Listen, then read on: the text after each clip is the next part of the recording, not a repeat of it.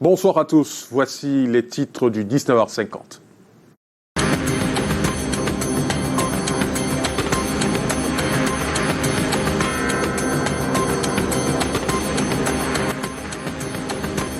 La traque aux faux certificats d'immatriculation est lancée. Le ministère des Transports vient de dévoiler sa nouvelle arme de chasse contre les fraudeurs. L'équipe de Jean-Ernest Masséna-Ngalé-Bibéré a mis sur pied une application dénommée Transdoc. L'école primaire publique toujours à l'épreuve de la gratuité au Cameroun, malgré le décret du président de la République de 2011 l'instituant. La réalité en est tout autre sur le terrain. Reportage à suivre dans cette édition.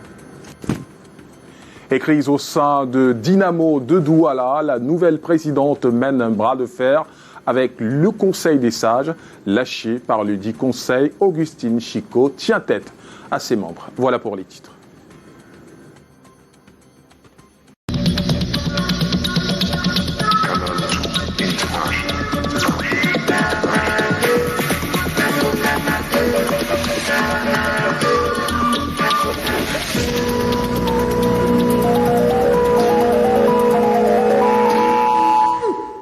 Une nouvelle arme pour lutter contre la circulation et la détention de faux certificats d'immatriculation. Le ministère des Transports a dévoilé une application nommée Transdoc. Elle permet de vérifier en temps réel le statut d'un véhicule immatriculé au Cameroun dans la base de données du système de sécurisation des documents de transport. Les précisions avec Titi Freeman et Thierry Nada. Fini le règne de la circulation des faux certificats d'immatriculation. Annoncé le 19 août dernier par le ministre des Transports, une application de contrôle instantané est déjà en implémentation. Elle s'appelle Transdoc. Il suffit d'introduire l'adresse www.cartegrise.cm dans son téléphone ou dans son ordinateur et tout de suite il y a un déroulé de champs qui apparaît. Des informations qui vous renseignent sur le statut de votre véhicule. Elles seront désormais contrôlées sur les routes, chez les assureurs et dans les centres de visite technique. Un contrôle forcément sera opérationnel en temps opportun pour traquer ceux des usagers de la route qui détiennent des faux certificats d'immatriculation. En un clic, l'outil pourra contribuer à l'assainissement du secteur des transports. Pour le moment, nous nous limitons à la confiscation des faux documents et puis nous soumettons les usagers nous les mettons à la disposition des forces de maintien de l'ordre. Le dispositif technologique est bien accueilli par les automobilistes. Cette initiative est très importante puisque ça va limiter le nombre de vols de véhicules qui se passent régulièrement au Cameroun. Accessible au grand public via Internet au www.cartegrise.cm, l'application numérique permet à tous les usagers de s'autocontrôler. Ils sont 182 acquéreurs à crier contre ce qu'ils qualifient d'escroquerie immobilière sur le site de Mbanga Bakoko. La Southwest International Construction Corporation, incriminée, dit avoir réalisé une part importante avec l'argent des acquéreurs, mais n'a pas été soutenue par l'État comme sous d'autres cieux. Depuis lors, un ping-pong judiciaire qui dure déjà depuis 10 ans. En attendant, ceux qui ont investi des millions de francs CFA pour acquérir un logement au standing dans cet espace sont sans suite. Monique Naossi-Fosso, Stéphane Binac et Bertrand Thiassé. J'ai payé 23,5 millions que j'ai payé à la SACC. Et aujourd'hui, je n'ai ni terrain, donc on peut dire que je n'ai aucun titre foncier, je n'ai ni maison et je n'ai ni mon argent. Nous sommes dans l'impasse. Depuis 12 ans. Nous avons versé pour ce projet 27 millions de francs CFA. Et 12 ans après, nous sommes au même point. Pas de maison et rien du tout. Thierry Bessala et Rosite font partie des 182 acquéreurs des logements sociaux du projet Garden Community de la société SICC. Des constructions prévues à Mbanga Bakoko par Japoma à Douala. Selon les standings, il fallait débourser entre 26 et 47 millions de francs CFA.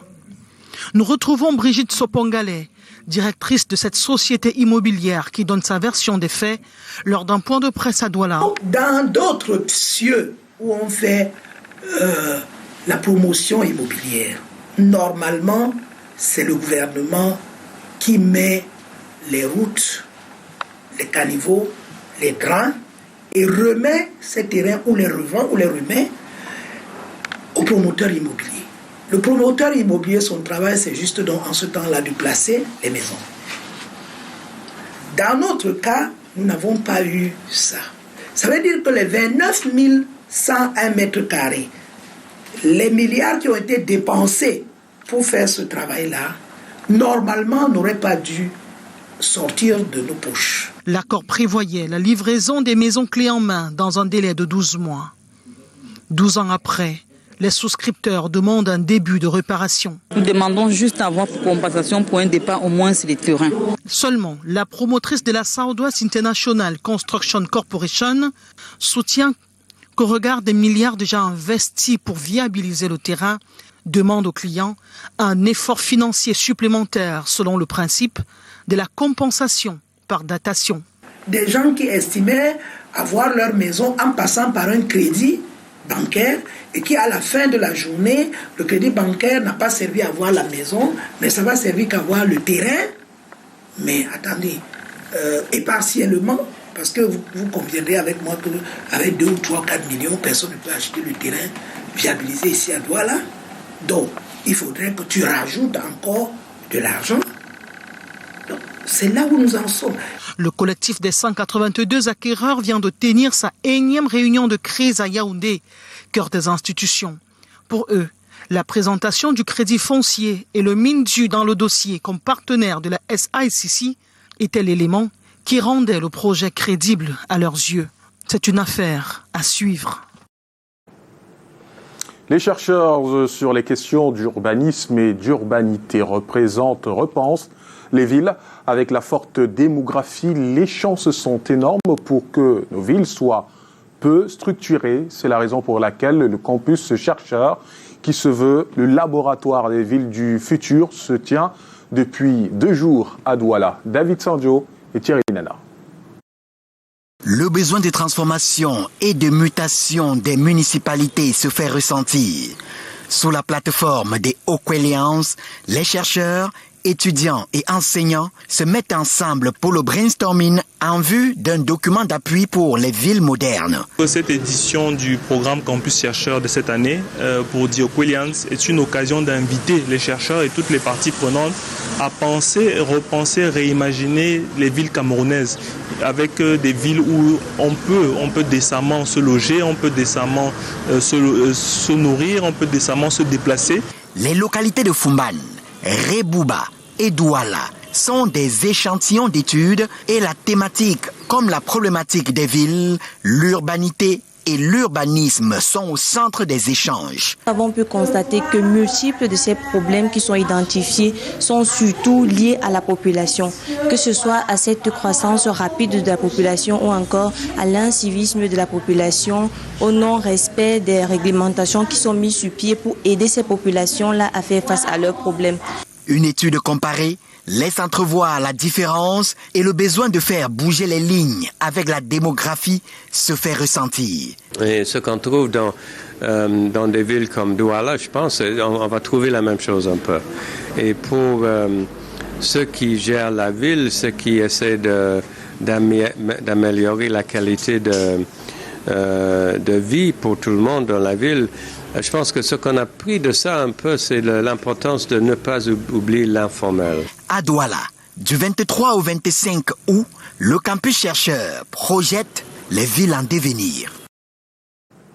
Et la recherche s'intensifie également pour booster la production de farine locale au Cameroun. Les producteurs misent sur la farine de manioc dont le besoin actuel se situe autour de 6 millions de tonnes par an.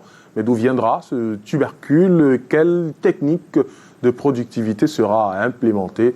Élément de réponse avec Karel Mezatiachoya et Serge Alanzievou. Le manioc Cet arbrisseau, dont la racine peut être transformée en farine, a cette particularité de pousser dans pratiquement toutes les régions du Cameroun. Il passe de plus en plus à table. La demande actuelle dans le pays va grandissante. La demande actuelle au Cameroun est de 6 millions de tonnes par an. Mais nous voulons propulser ça au moins à 20-30 000 tonnes.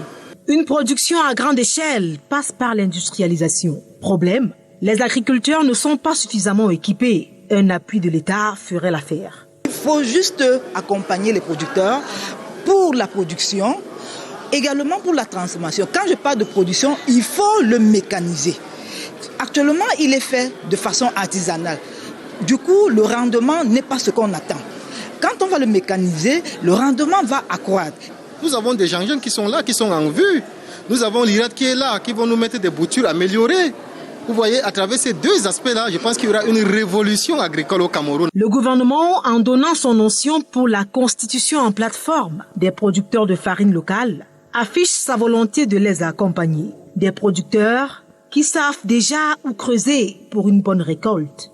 Nous allons travailler de manière que dans les vastes plantations d'1 million d'hectares, on va installer sur place les machines de transformation, toute une chaîne de valeur. Ce mécanisme ambitionne également sécuriser les pertes post-récolte. Aujourd'hui, même les 6 millions de tonnes, on en produit plus, mais ça pourrit au champ parce qu'il manque la main-d'œuvre, parce qu'il n'y a pas de route, les infrastructures pour aller les transporter. Couac qui pourrait être réglé à travers le rapprochement de la transformation des agriculteurs et combler le déficit pour atteindre les 20 millions, voire 30 millions de tonnes de farine de manioc par an souhaité.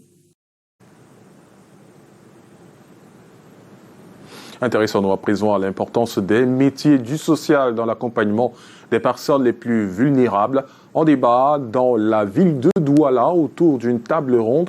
Les professionnels du social présentent les différents domaines où ces éducateurs peuvent intervenir. La maîtrise des besoins en éducation spécialisée, en protection sociale et des populations cibles sont quelques défis relevés. Écoutons Samuel Njok, inspecteur principal des affaires sociales, au micro de Leslie Poumetia et Stéphane Bilac. On est dans un contexte où il y a des problèmes sociaux qui augmentent et qui surgissent de jour en jour.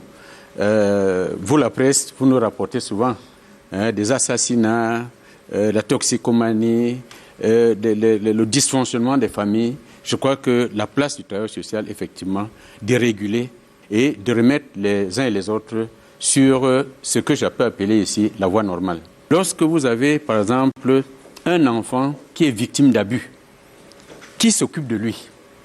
C'est l'éducateur spécialisé. Nous voulons que vraiment les populations de manière globale au Cameroun sachent que désormais il y a un institut qui peut apporter une solution à leurs problèmes spécifiques. Et poursuivons notre série sur les préparatifs de la rentrée scolaire avec un sujet toujours d'actualité, la gratuité de l'école primaire publique instituée par le décret présidentiel de 2001.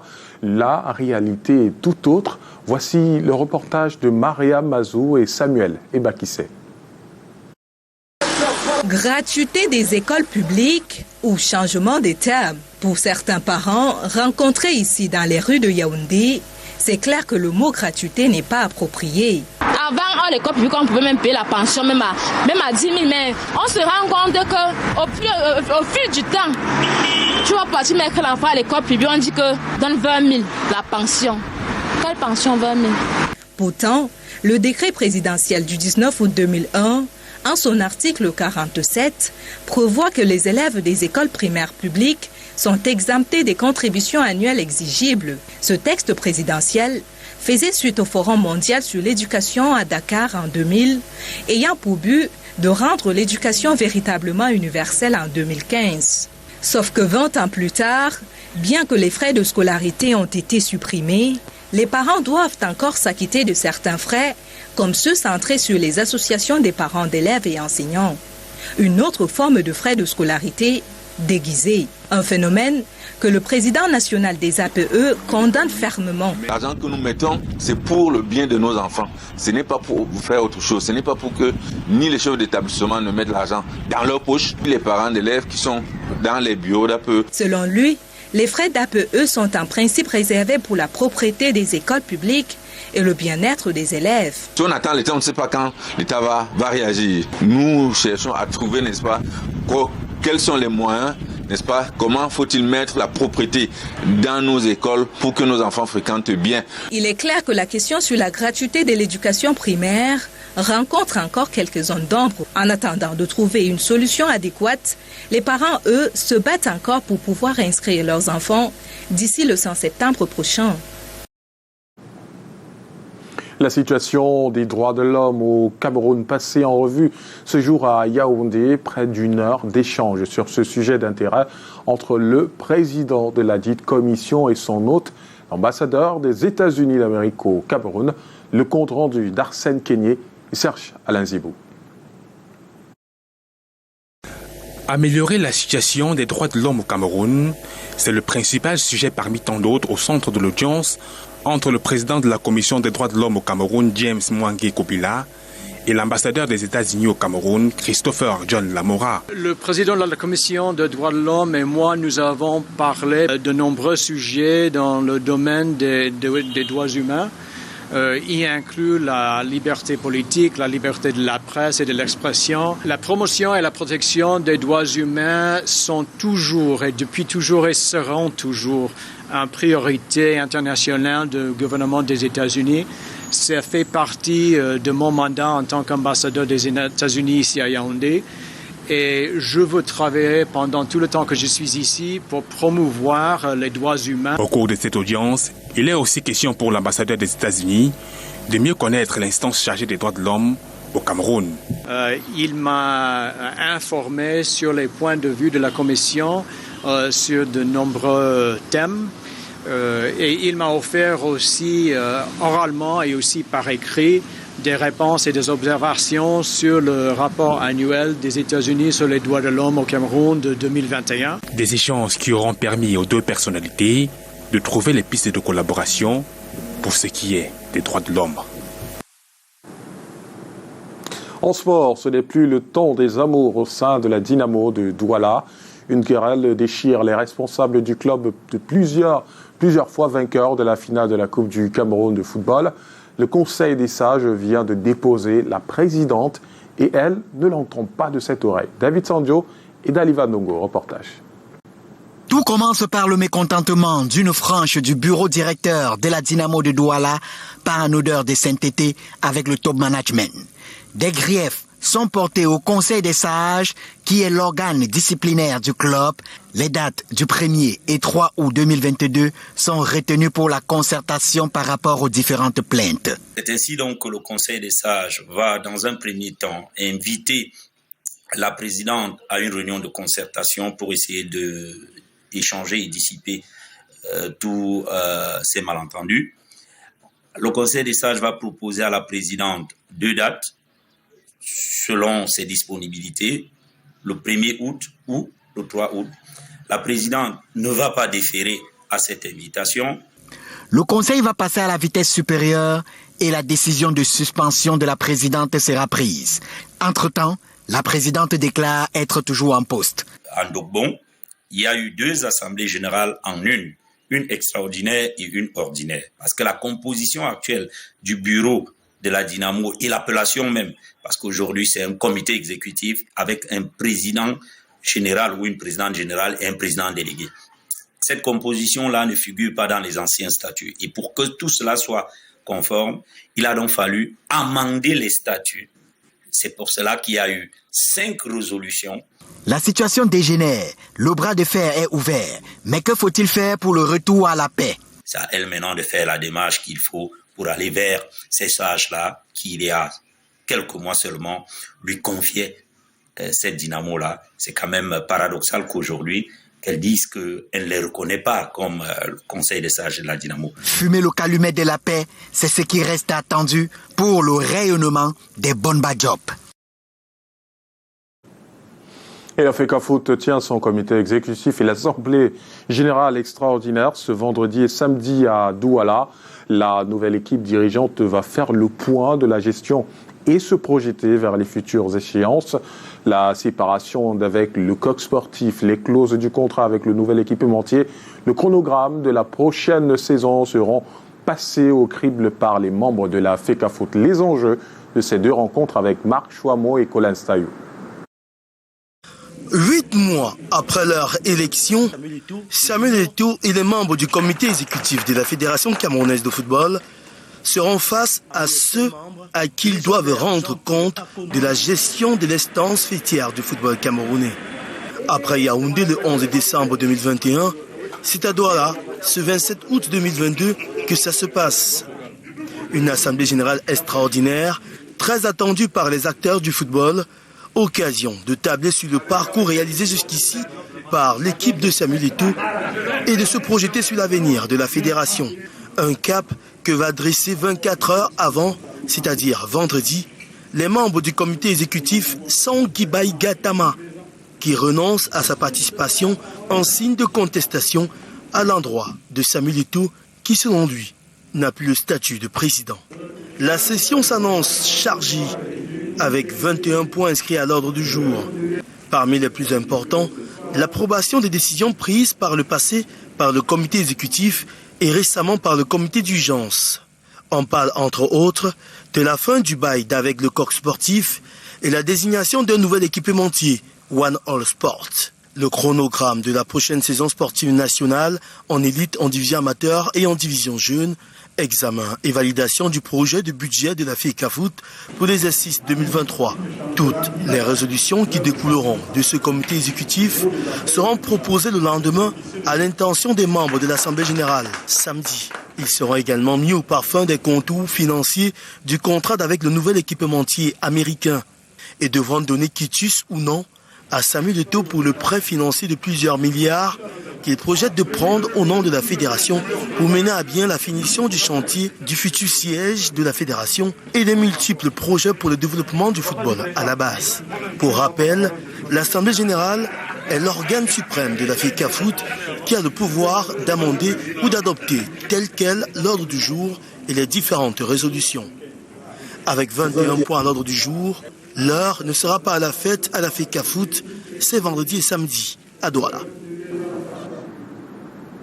Éclate de fin pour la deuxième édition de la Supercoupe Sombu, le tournoi de football de l'arrondissement de Lembe-Yezoum dans la Haute-Sanaga vient de connaître son apothéose après un mois de compétition, un événement placé sous le signe du vivre ensemble. Daniel, Anissé Boudjé, Samuel et Vakissé.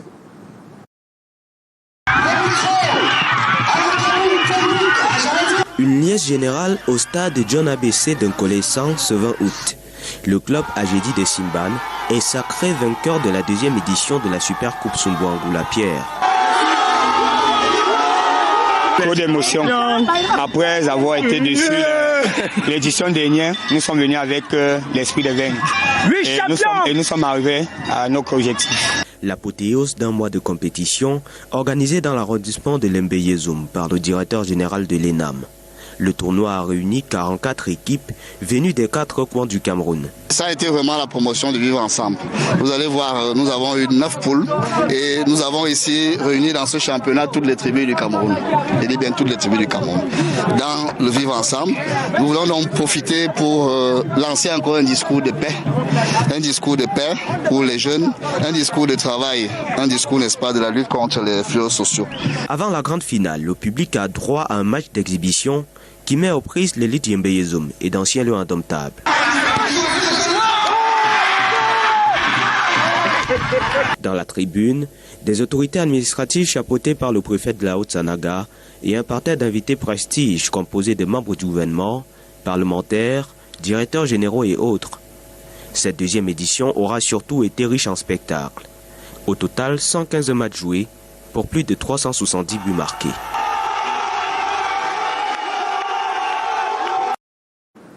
À l'étranger, les Angolais attendent les résultats des législatives et espèrent un changement de pouvoir pour un pays plus prospère. Pendant ce temps, les réactions fusent en Algérie avec l'arrivée de Macron. Escalmonde, Lille Piediou et Calvin Tekam.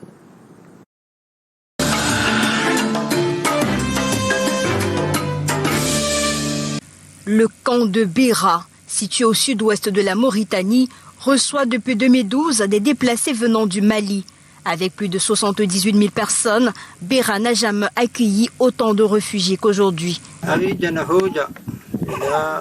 Il n'y a pas de paix chez nous. Les problèmes ont commencé depuis longtemps. Ça fait des années même, mais on a essayé d'être patient et de rester sur nos terres, jusqu'à ce qu'on ait su qu'on ne pouvait plus rester là-bas. Tous les jours, il y a des morts, les gens meurent. L'armée malienne n'est jamais seule. Elle est toujours accompagnée de Wagner. Une fois, ils sont venus le jour du marché à Ombori, tout près de chez nous.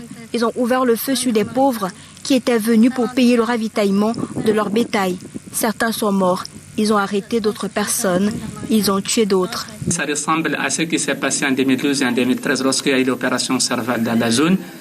Ces gens, ces derniers temps, il y a eu vraiment un grand nombre de personnes qui sont arrivées fouillant vraiment ce qui se passe probablement dans des centres du Mali, les massacres qui se passent dans des centres du Mali. Il fuit la multiplication des attaques djihadistes et l'intensification des combats avec l'armée dans ce qui est communément appelé le centre du Mali, au sud de la frontière avec la Mauritanie.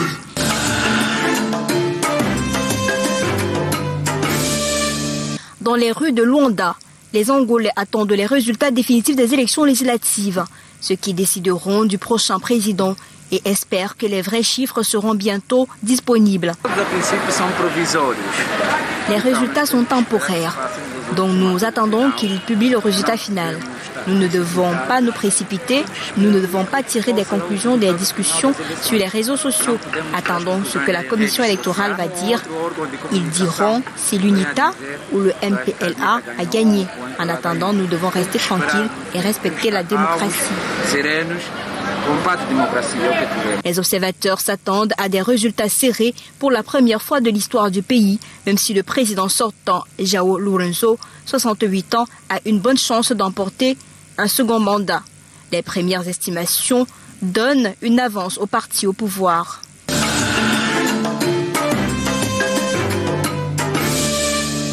On ne demande pas la lune, on ne demande pas les papiers, on veut un visa pour qu'on vienne nous rendre visite.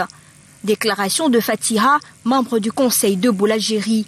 Elle aimerait un geste sur l'épineuse question des visas à l'occasion de la visite d'Emmanuel Macron en Algérie. Nous, ici, lorsque les Français vont au consulat de Nanterre pour prendre un visa pour aller en Algérie, on ne leur demande pas 5 000 euros. À tout casser, 80 euros. Et en même temps, il paye, mais il a son visa. Nous, non seulement on paye, mais en plus on l'a pas, et on ne sait pas pourquoi on l'a pas. C'est ça qui est bizarre. Ça veut dire qu'on est pénalisé de partout. Il y a un an, Paris a réduit de 50% le nombre de visas accordés à l'Algérie comme au Maroc pour mettre la pression sur des gouvernements jugés trop peu coopératifs dans la réadmission de leurs ressortissants refoulés de France.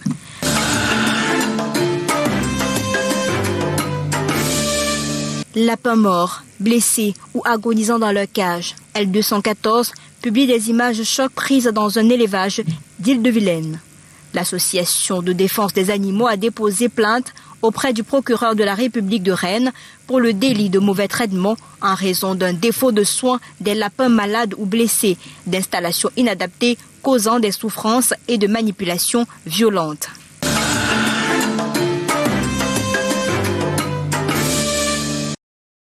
Et c'est la fin de ce journal. Merci de nous avoir suivis.